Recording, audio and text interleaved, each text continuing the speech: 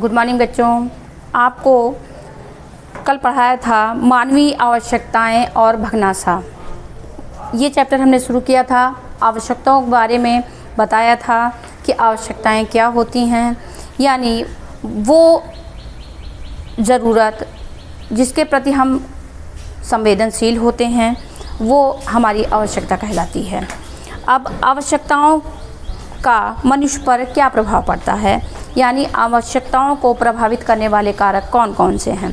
संवेदनशीलता, यानी जब हमें किसी चीज़ की ज़रूरत होती है तो हम उसके प्रति अति संवेदनशील हो जाते हैं। उसी वस्तु के बारे में सोचते रहते हैं कैसी होगी या हम कैसा करेंगे, या किसी उद्देश्य की प्राप्ति के लिए हम अग्रसर हैं, उसके लिए मेहनत कर रहे हैं तो उसके बारे में सोचते रहते हैं कि हम कैसे करें कि हम उस चीज़ को पा लें, उस चीज़ को प्राप्त कर लें।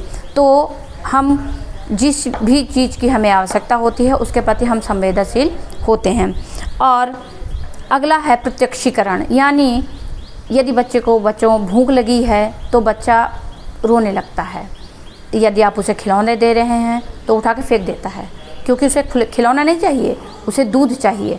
और आप उसे दूध पिला देते हैं, वो संतुष्ट हो जाता है। तो संतुष्ट होने के बाद आप उसे भोजन दीजिए, उसका खिलौना दीजिए, वो सब कुछ बड़े प्रेम से ले लेता है। कहने का मतलब ये कि जब आपको जो भी चीज़ की, जिस भी वस्तु की, जिस भी उद्देश्य की प्राप्ति करनी है, जो भी आपकी आवश्यकता है, वो आवश्यकता पूरी होने पर आनंद का अनुभव होता है। आनंद का अनुभव होता है, मन प्रफुल्लित रहता है। कल्पना, यानी जिस भी वस्तु की हमें आवश्यकता है उसी के बारे में हम कल्पनाशील रहते हैं। यदि किसी को नौकरी चाहिए, उसकी वो तैयारी कर रहा है, कोई विद्यार्थी है जो नौकरी की तैयारी कर रहा है तो वो नौकरी के बारे में ही सोचता रहता है कि मैं किस तरह से पढ़ाई करूं, मुझे वो उद्देश्य प्राप्त हो जाए। भगनासा, वो स्थिति बच्चों, वो स्थिति जो अनंत प्रयास करने के बाद, अथक मेहनत करने के बाद भी हमें अपनी जो आवश्यकता है हमारी वो पूरी जब ना हो पाए तो जो निराशा की स्थिति उत्पन्न होती है वही भगनासा कहलाती है। निराशा की कहा जाए तो एक चरम सीमा, यानी कि इंसान, व्यक्ति एकदम निराश हो जाए जब कि अब मेरा कुछ नहीं हो सकता या मैं नहीं कर सकता, ये मुझसे नहीं होगा, वो अवस्था कहलाती है भगनासा। भगनासा की स्थिति में व्यक्ति कुंठाग्रस्त हो जाता है, खुद में कमियां ढूंढता है, दूसरों में कमियां निकालता है। जो चीज़ें उसको नहीं मिल पाई हैं उसके लिए खुद को भी जिम्मेदार बनाता है, अपने आसपास के लोगों को भी कहीं ना कहीं वो जिम्मेदार मानने लगता है, उनसे नफरत करने लगता है, उनसे चिढ़ने लगता है। अब आवश्यकताओं की क्या गुण होते हैं, क्या इनकी विशेषताएं होती हैं। आवश्यकताएं और आदत। सबसे पहली आवश्यकता और आदत।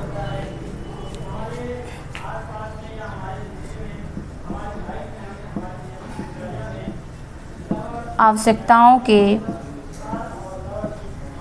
गुण, तो आवश्यकता और आदत।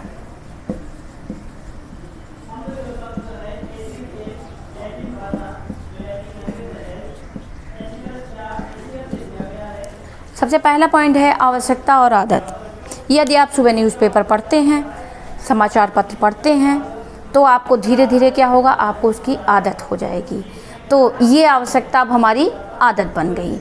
इसी प्रकार यदि आप चाय पीते हैं, सुबह कॉफ़ी पीते हैं तो वो आपकी धीरे धीरे, जब आप उसको लगातार पीते रहेंगे तो एक दिन वो आपकी आदत बन जाएगी। तो आवश्यकताएं जब पूरी हो जाती हैं तो वो हमारी आदत में सम्मिलित हो जाती हैं, हमारी आदत बन जाती हैं। आवश्यकता और शारीरिक रचना। देखिए, हमारी शारीरिक रचना भी आवश्यकताओं को बढ़ावा देती है। यदि आप शारीरिक रूप से स्वस्थ हैं तब तो ठीक है, यदि आप बीमार हैं तो आपको दवाइयों की आवश्यकता होगी। आपको भूख लगी है तो आपको खाने की आवश्यकता होगी। यदि कोई व्यक्ति लंगड़ा है तो उसे बैसाखी की आवश्यकता होगी। यदि किसी को नेत्र संबंधी प्रॉब्लम है, परेशानियां हैं, तो उसे चश्मे की आवश्यकता होगी। कहने का मतलब ये कि हमारी शारीरिक भी आवश्यकताएं होती हैं, शारीरिक रूप से भी हमारी आवश्यकताएं बढ़ सकती हैं या कम हो सकती हैं। आवश्यकताएं और संस्कृति।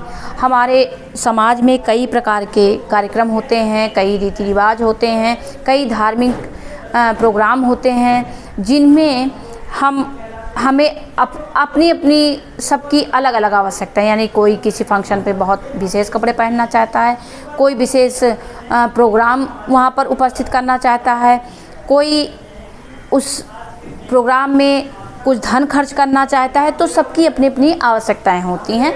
हमारे रीति रिवाज भी उन आवश्यकताओं को जन्म देते हैं। और आवश्यकताएं और मौसम, यानी ठंडी का मौसम है तो हमें स्वेटर की आवश्यकता होगी, बारिश का मौसम है तो हमें रेनकोट की आवश्यकता होगी। यानी मौसम भी आवश्यकताओं पर निर्भर करते हैं, हमारी आवश्यकताओं को बढ़ाते हैं।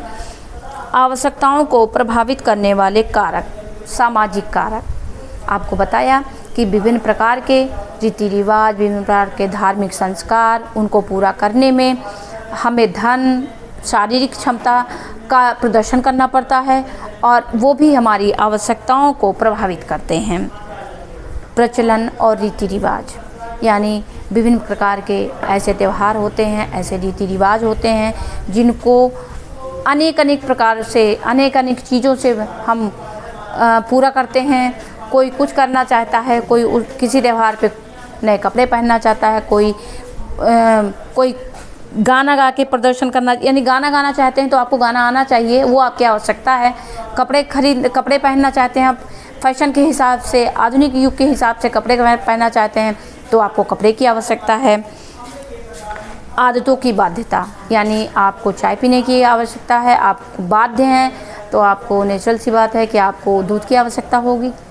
तो आपकी अगर आदत किसी चीज़ की बन गई है, शराब पीने वालों को शराब की आवश्यकता है, तो कहने का मतलब ये कि आपकी आदतें भी आवश्यकताओं को प्रभावित करती हैं। दिखावा या अनुकरण, आपने किसी को देख लिया कि कोई ये कपड़ा पहने हैं, नए फैशन में आया है, ये कपड़ा मैं भी खरीदूंगी, तो ये दिखावा जो है वो भी आवश्यकताओं को बढ़ावा देता है। कोई ये क्रीम यूज कर रहा है तो मैं भी वही क्रीम यूज करूँगी। मैं साइकिल से जाती हूँ, मेरी फ्रेंड स्कूटी से जाती है, मैं भी स्कूटी से जाऊँगी। तो दिखावा भी आवश्यकताओं को प्रभावित करता है।